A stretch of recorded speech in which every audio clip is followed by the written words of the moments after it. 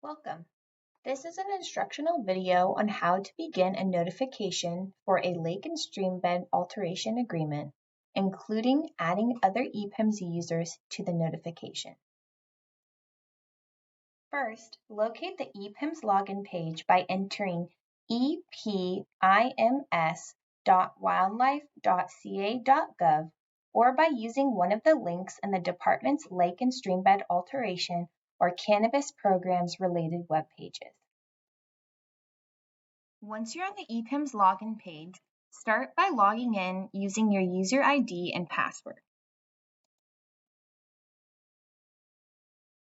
It is helpful to open the Help menu and have it open for reference while you work through the process of submitting a notification. Once you click the link for online help, it'll route you to the EPIMS help page. If you scroll down, there'll be 4 different sections that you can click on. The first one is Introduction. The second is Left Navigation Panel. And the third is what we'll be looking at, the instructions for submitting a notification.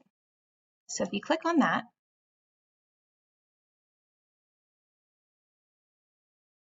it'll take you to this page, and you can select the type of notification that you're notifying for. For our example, I'll click Notify for Standard Agreement, Cannabis and Non-Cannabis.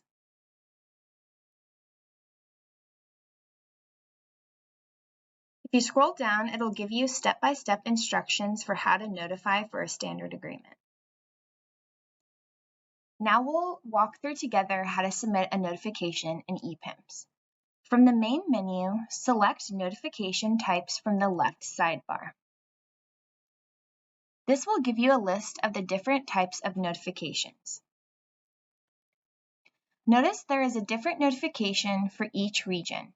You want to make sure you're filling out the notification for the region where your project is located. This is very important. If you select the notification type in the wrong region, your notification will be withdrawn and you will be required to start over and submit to the correct region. So if you scroll down, you can see in our example, we'll do Notify for Standard Agreement. This first one is for Region 1 Coastal. And if you scroll down, I'm going to submit a standard notification in Region 2. So I'll locate Region 2 and find Notify for Standard Agreement.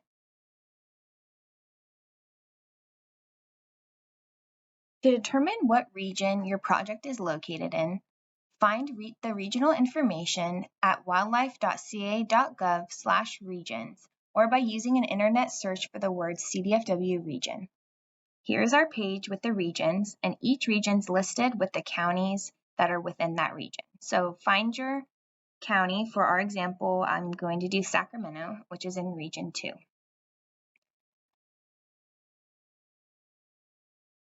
So heading back to EPIMS, I'll find my Region 2 Notify for Standard notification type and select it. It'll take me to this page where I can scroll down and find the Start New Notification button. Click this and you'll be presented with the General Information form. Fill in the notification title. This will be the name of your overall project and it is a required field. Please note, if the project does not have a formal name or title, use a name that best describes the project. For example, if the project is an installation of a culvert on a private property, you might name it Smith Property Culvert.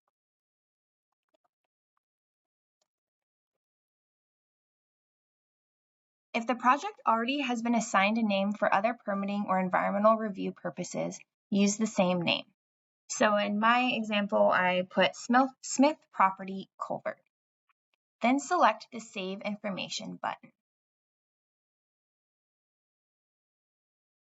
If you're associated with an organization that is listed within the dropdown, select that organization. In my example, I'm going to do Flowers by Frog, which is my tester organization name. Select Save Form Information.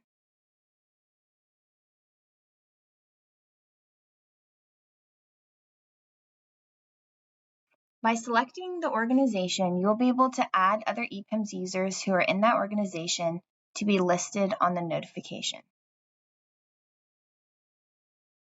The primary contact is the applicant, which is the person who will be legally responsible for the project. In my example, that applicant name is Region 2 Tester.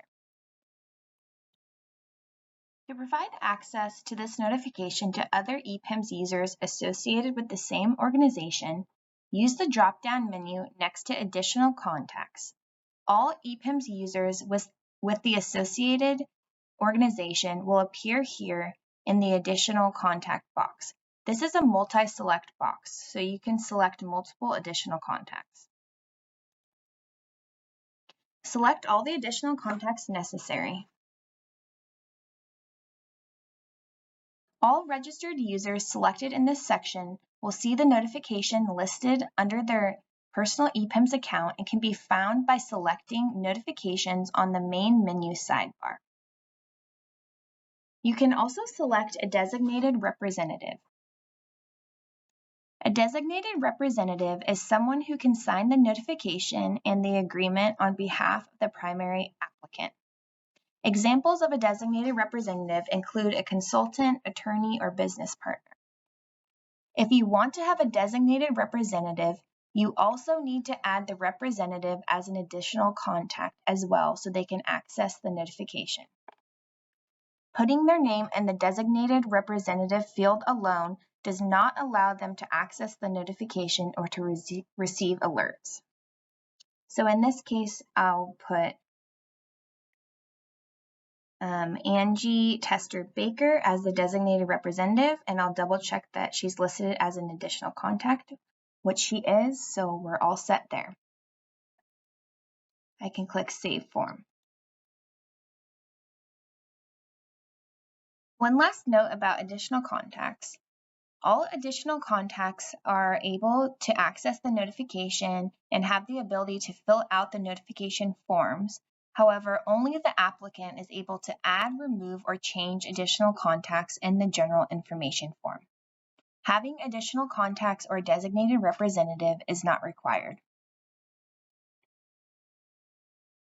Once you click Save on the general information form, it'll route you back to this page where you can see all of the forms listed here. The general information form has the complete column checked, as you can see here. Each component of the notification will need to have a check in the complete column before you can submit the notification. As an example, I will work on the prior notification orders and permits component. So I'll find that, select it, and it'll route me to this page. Scroll down. You can see the first question is, do you have any notifications, orders, or permits to include? For this example, I'll select no, as I don't have any prior notifications. If I selected yes, that would open additional fields for me to complete. So once I've selected no, I'll hit Save Form.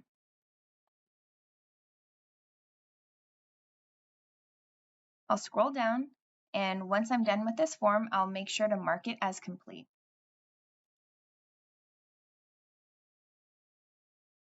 This will make it so when I scroll down to see my list of components that the prior notification, orders, and permits component now has that check mark of complete. Work your way through the other forms, being sure to fill out all of the required fields. A tip to make it easier to move through the notification is when you're in a component, for example, this one's the project location and category component, you'll see the tabs listed at the top, so you can easily move between components when you're within a component already.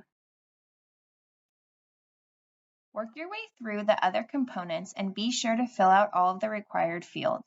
When you're finished with each component, make sure to mark as complete. If needed, please see the video on making a payment by credit card or check or money order, or the video on signing and submitting your notification for more information. You will need to both submit your notification and pay your LSA fees before CDFW will begin review of your notification. If you experience issues with EPIMS or have general EPIMS related questions that you'd like to ask, please feel free to reach out to us by email at epimshelp@wildlife.ca.gov. Please contact the CDFW region where your project is located for specific questions regarding your project, including the status of your EPIMS self-certification, notification, agreement, status report, or fees. For general questions about CDFW's role in cannabis permitting, please send an email to askcannabis@wildlife.ca.gov. For general questions about the Lake and Streambed Alteration Program, please send an email to lsa@wildlife.ca.gov.